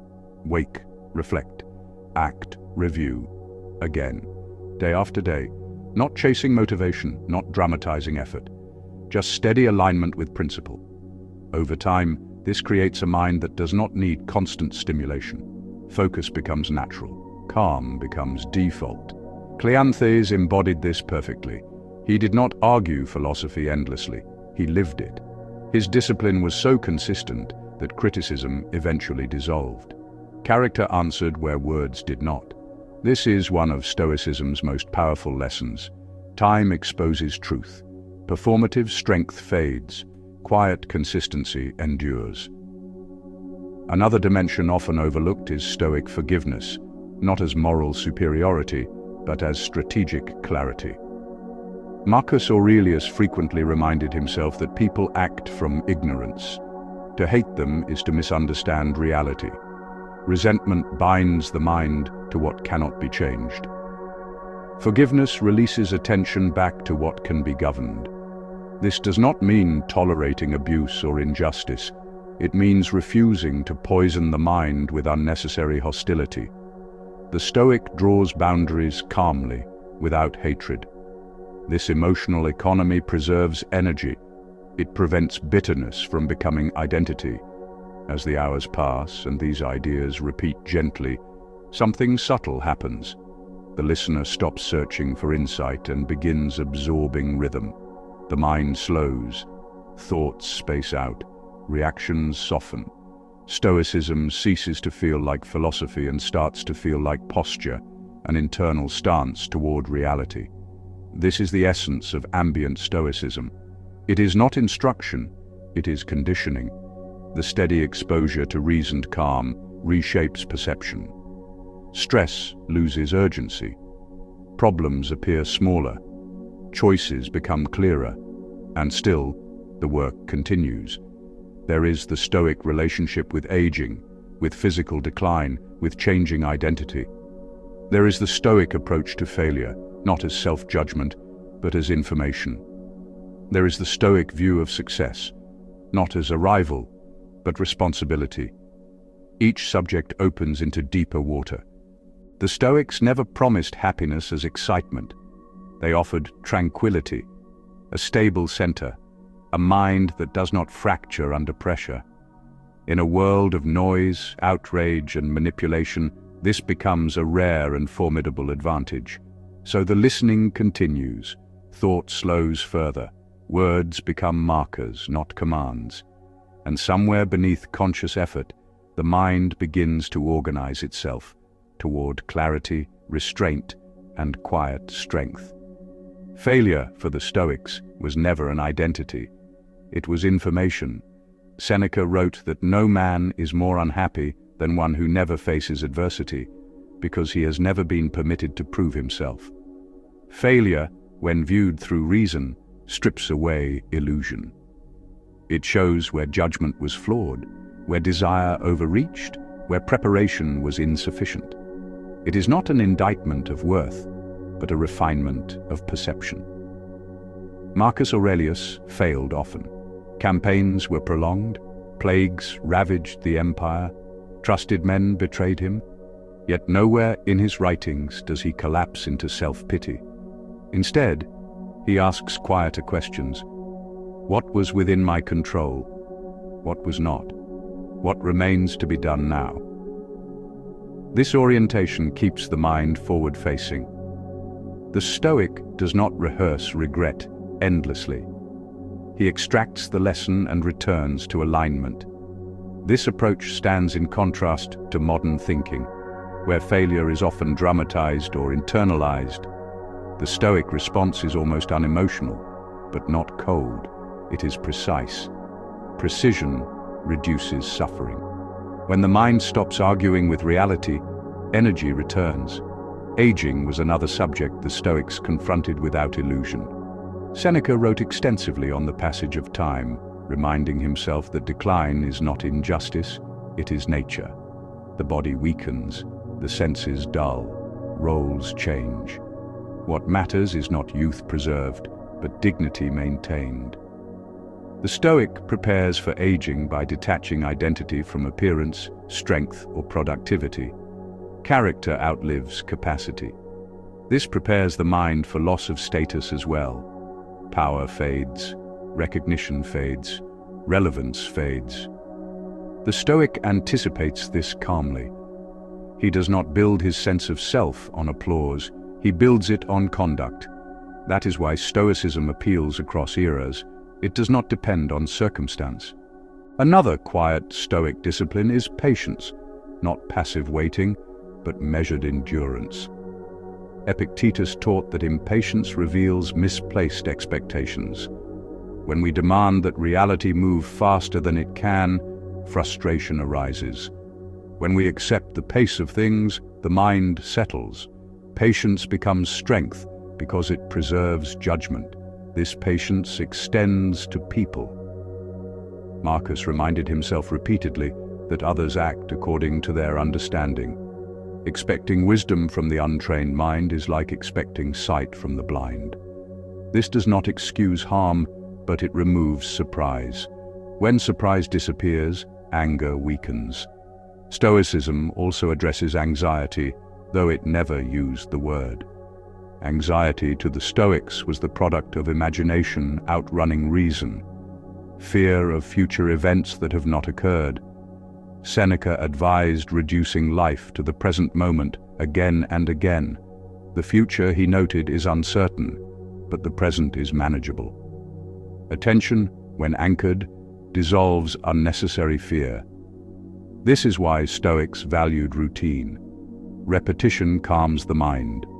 Morning reflection, evening review, simple habits. These rituals create stability in a changing world. They are not superstition, they are structure. Structure reduces cognitive load. The mind rests inside order. Another often missed Stoic principle is humility. Not performative humility, but accurate self-assessment. The Stoic neither inflates nor diminishes himself. He sees strengths clearly and weaknesses honestly. This clarity prevents arrogance and despair alike. Both are distortions. Truth is grounding. Humility also protects against corruption. Power tempts those who believe themselves exceptional. The Stoic remembers he is temporary, replaceable, and subject to the same laws as everyone else. This remembrance keeps judgment clean. There is also a Stoic relationship with solitude that differs from isolation. Solitude is chosen. It is restorative. Marcus often withdrew inward, even while surrounded by people. He cultivated an internal refuge, a mental space untouched by noise. This inner retreat is not escapism, it is maintenance. In modern life, solitude is rare and often uncomfortable. The Stoic trains himself to sit with his thoughts without distraction. This reveals restlessness at first, then clarity, then calm. Over time, solitude becomes nourishment. Friendship, too, held a specific place in Stoic life. True friendship was based on virtue, not convenience. Seneca warned against relationships rooted in utility alone. When usefulness fades, so does loyalty. Stoic friendship endures because it is grounded in mutual respect for character. This does not mean emotional dependency. Stoics valued independence even within connection. They loved deeply, but without possession. Loss was painful, but not annihilating. This balance is subtle and difficult, but it preserves both love and stability. As this ambient reflection continues, ideas begin to circle back on themselves. Control, acceptance, discipline, silence, patience, each reinforces the others. Stoicism is not a collection of rules, it is a system of alignment. When one principle is lived, others follow naturally. The hours pass differently now. Time feels less urgent. Thought becomes slower, heavier, more deliberate. This is not sedation, it is settling. Like sediment sinking in water, the mind clears when left undisturbed. And there is still more ground to cover. Stoicism and masculinity. Not aggression, but restraint. Stoicism and strength. Not domination, but endurance. Stoicism and success. Not accumulation, but responsibility. Each theme deepens the same core truth. The mind is the final frontier. Masculinity, as the Stoics understood it, was never defined by dominance, noise, or emotional excess. It was defined by restraint. Strength was measured not by how forcefully one could act, but by how steadily one could endure. Marcus Aurelius reminded himself that the true man is not the one who overpowers others, but the one who governs himself when provoked, tested, or denied. This restraint is quiet. It does not announce itself. It does not seek validation. It manifests as composure under pressure, patience in difficulty, and dignity in loss. Epictetus taught that if you wish to improve, be content to appear foolish or ignorant for a time. This willingness to be misunderstood is a mark of inner strength. Weak minds chase recognition. Strong minds remain anchored regardless of perception. One of the most subtle and least discussed Stoic teachings concerns identity itself. The Stoics understood that much suffering does not come from events, but from the roles we cling to. Titles, labels, reputations, and self-images become fragile structures when mistaken for the self. Marcus Aurelius returned to this idea repeatedly, reminding himself that emperor was not who he was, but a function he performed. When identity becomes rigid, the mind becomes vulnerable. Insult threatens self-image. Failure threatens worth. Change feels like loss. The Stoics dismantled this vulnerability by loosening identification with external roles. You are not your position, your achievements, your reputation, or even your past. These are temporary assignments, not essence. Epictetus expressed this clearly through metaphor. He described life as a play in which each person is given a role. Some are assigned long parts, others brief ones. Some play kings, others servants. Wisdom lies not in choosing the role, but in performing it well. When the role ends, the actor does not collapse. He exits with composure. This perspective radically alters how one experiences criticism, praise, and transition. If the role is not the self, then attacks on the role lose their sting. Praise loses its intoxicating pull. The mind remains steady across success and obscurity alike. This is especially relevant in modern life, where identity is constantly reinforced through visibility, metrics, and social comparison. Careers become identities, opinions become personalities. Online personas become substitutes for self-knowledge. The Stoic steps back from this reflex. He asks, what remains when the role is removed? What remains is character. Character is portable. It survives change. It does not depend on recognition. This is why Stoicism emphasizes internal qualities above all else.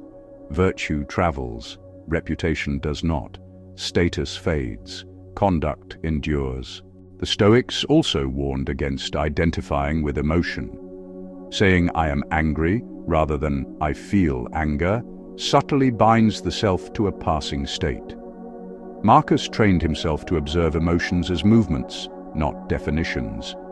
Anger arises, it peaks, it dissolves, the self remains. This linguistic precision reflects mental precision. By separating identity from emotion, the Stoic gains space. Space allows choice. Choice allows freedom. This also explains Stoic resilience during exile, demotion, or loss. Seneca was banished from Rome and stripped of influence, yet his writings from exile are calm, measured, even grateful. Why? Because his identity was never tied to location or power. He carried himself intact. The Stoics prepared for identity loss in advance. They imagined separation from roles, possessions, and relationships, not to detach emotionally, but to prevent collapse when change inevitably arrived. This practice was not pessimism, it was realism. Another overlooked aspect is how this identity discipline fosters adaptability. When the mind is not clinging to who it was, it can adjust to what is required now. This makes Stoics effective in crisis. They are not busy protecting ego. They are available to respond. Availability is strength. As this final section unfolds, the mind may notice something quiet happening. The need to define oneself loosens. There is less urgency to explain, defend, or perform. Attention returns inward, presence deepens. This is not emptiness, it is stability. And in that stability, something essential becomes clear.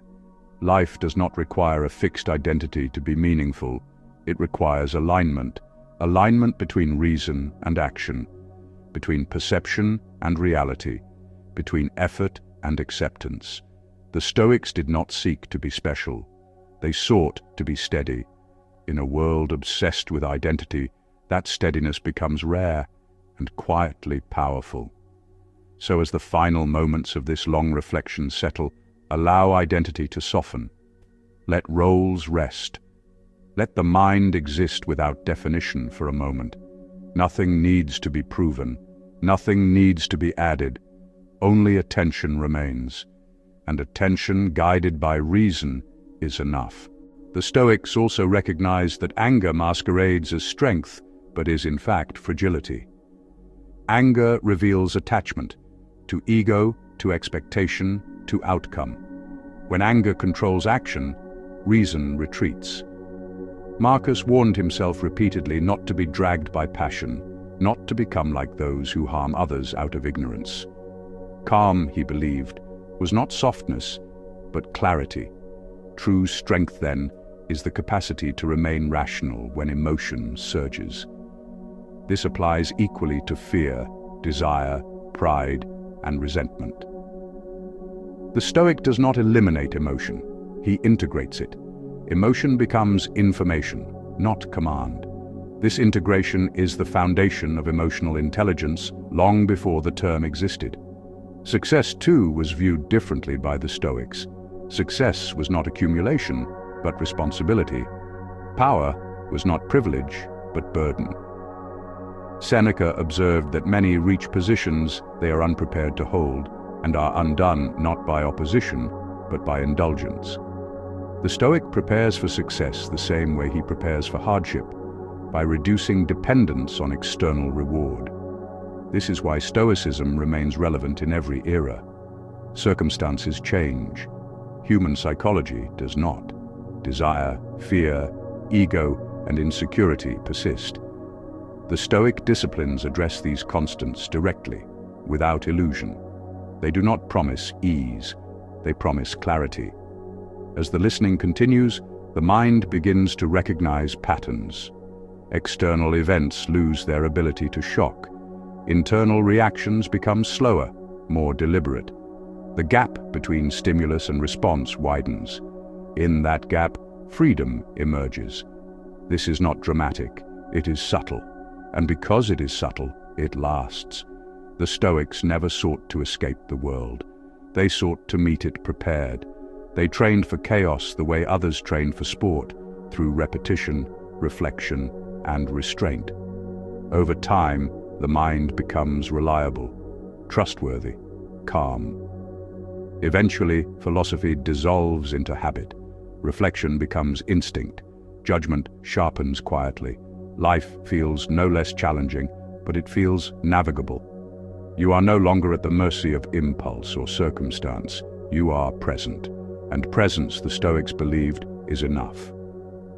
So as this session comes to an end, allow the mind to remain unhurried. Carry this tempo forward. Let silence do some of the work. Let reactions soften. Let attention return to what is within reach.